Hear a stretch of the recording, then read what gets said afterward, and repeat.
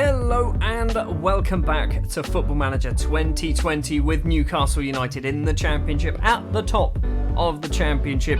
Just 1 point clear of second place Fulham with a game in hand. We are a long way clear of third place West Bromwich Albion. We are a long way clear as well of today's opponent, which is 9th place Crystal Palace. This is the second episode of a double upload day. Earlier on today we did play Barnsley. It was a 2-0 victory, and Niall Ennis is very, very quickly becoming one of my favourite players because he's played 2 starts for us and scored 3 goals. So hopefully against Crystal Palace he can continue that. Good news for us as well. Fulham are away from home against Brentford. It is 2nd place versus 6th place Brentford. Sorry, 6th versus 2nd if we want to do it the right way round. That is a definite banana skin for Fulham. We could do with Fulham dropping some more points because I don't really like having to win every single game until the end of the season. So Crystal Palace then, a team who have been on inconsistent form actually. A draw with Millwall, a draw with Cardiff, a defeat against Blackburn. They did beat Huddersfield and then also lost to Bristol City in their last 5 games. They're pretty bad defeats. Against Bristol City and Blackburn, not the best teams. Bristol in 8th, Blackburn in 12th. So yeah, they've kind of slipped up a lot. They've also drawn 10 games. I know we've drawn 9, but still 10 games is a lot of draws for a team recently relegated from the Premier League. The starting lineup we are going to go for then against Crystal Palace at Selhurst Park is pretty much unchanged, or as unchanged as we could possibly get away with. Dubravka in goal, Suter, Tosin and Panzo at the back. Batista Maya and Rahman as the 2 wing-backs. Isaac Hayden will be coming in for the suspended JPG. Sebastian Vassiliadis will move over to the ball-winner midfielder from the box-to-box midfielder position. Abdul Rahman will be just behind the strike partnership of Michael Obafemi and my new best friend Niall Ennis. I've just seen that Baba Rahman is absolutely shattered, so maybe Baba's not going to start. There we go, change of plan. It's going to be Anthony Robinson as that left-sided wing-back. Every time Anthony Robinson plays, he seems to score a goal. Don't really know why I drop him.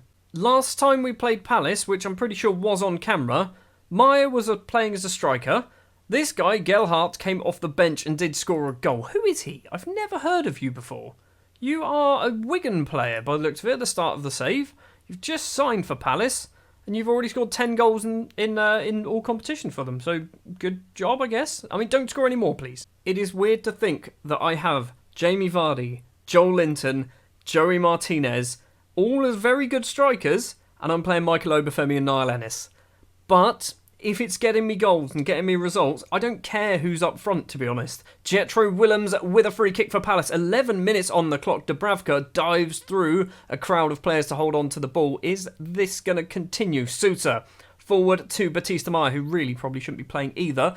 Michael Obafemi's going to have to wake up and get on the end of it. He does. He's taken it round the goalkeeper, and Mickey Obafemi has made it 2-0. Batista Maya's through ball. I can't believe that a strike partnership of Michael Obafemi and Niall Ennis is going to be winning us games. I mean, Obafemi was a bit questionable with his attention span, I guess. He wasn't paying too much attention, but his pace basically took it round the goalkeeper anyway, making it 1-0. Another highlight, Dubravka with it, straight to John Suter, 1 foot in front of him. Suter with the ball, forward, Batista Maya on the right, on the halfway line. Inside to Isaac Hayden, who scored 2 in his last start for the team. Over the top to Batista Maya from Vassiliadis, stops and crosses in. It's Tony Robinson was there, he doesn't get it though. Prokop back to Jetro Williams, the former Newcastle loanee, I think. Peñaranda cuts inside, he's got round his man, he's made a bit of space for himself, he goes for goal, but the Venezuelan shot is straight into the hands of Martin Dubravka. Well, it started off exciting, and I think Fulham aren't winning at the moment. Casper De Norre to Joe Gelhardt in the penalty area. What has he done there? He's passed it straight to Michael Obafemi, who's now just going to use your pace, Michael. Use your pace. Get round the keeper. Make it 2-0. He doesn't make it 2-0. Gayata saves it. Miazga kicks it off for a corner. Is it going to be Abdul Rahman taking it? It is Abdul Rahman. Still not very good at corners, but it doesn't matter. Towards the front post, Johnny Panzo gets it. Back to the Emirati international, crosses it in with his left foot.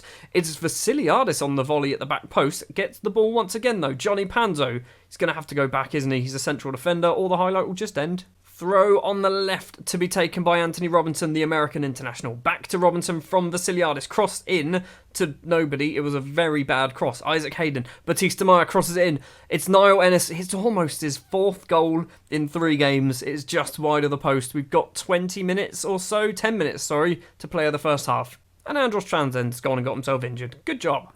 Goal kick from Dubravka finds Suter. Batista Meyer, who has picked up a knock, apparently he's got a cut on his leg. Don't think we can see it in the match engine. Does want to get subbed, but he's probably not going to. Abdulrahman, Batista Meyer's making a run. He's gone over the top to Obafemi instead. Why did you shoot that? What went through your mind then, Michael?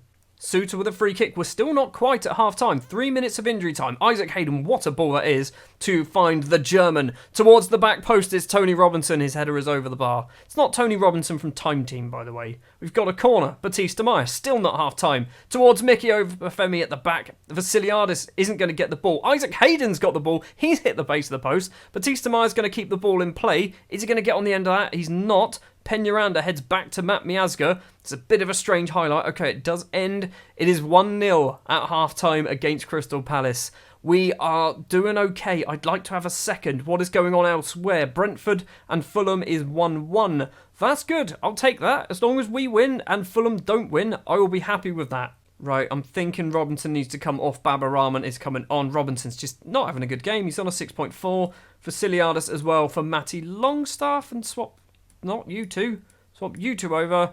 That's probably the better way round. Well, the first half has started extremely excitingly. There we go. First highlight on the halfway line is a Baba Rahman. No, it's not. It's a Johnny Panzo throw. Gets tackled by Armstrong. Inside to Gelhardt. Over the left-hand side. Peñaranda's in on goal. Dubravka makes a save. I think it's going to be a free kick. It's not. It's a corner. I said a free kick because there was a foul earlier on. Didn't mention it. Corner comes in. Panzo heads clear. Armstrong is going to get there first for Palace. Crystal Palace have started the second half on the front foot. Cross in. Tosin heads clear. Are we going to get there first? We are not going to manage it. Peñaranda back to Riedwald. Now Armstrong, can he keep it in play? He does. Baba Rahman's going to steal it away though. Right, I'm going to say get creative. Get creative. Get Niall Ennis in on goal. Get his fourth goal of the season. I want Ennis to score more goals than Joe Martinez now. Well, something needs to happen in the second half if he's going to do it. Fulham are winning. Fulham are winning against Brentford. That is not good because we don't have enough of a lead. We're going to do Joe Martinez to play alongside Michael Obafemi. That's our final sub. We've got 13 minutes left. I'm massively concerned that we're just going to concede. Get creative. Throw for Willems to take. Gelhardt back to Willems in front of the Crystal Palace manager. Peñaranda now on that left-hand side. He's got 3 loads actually in the box. Armstrong on the volley. And there it is.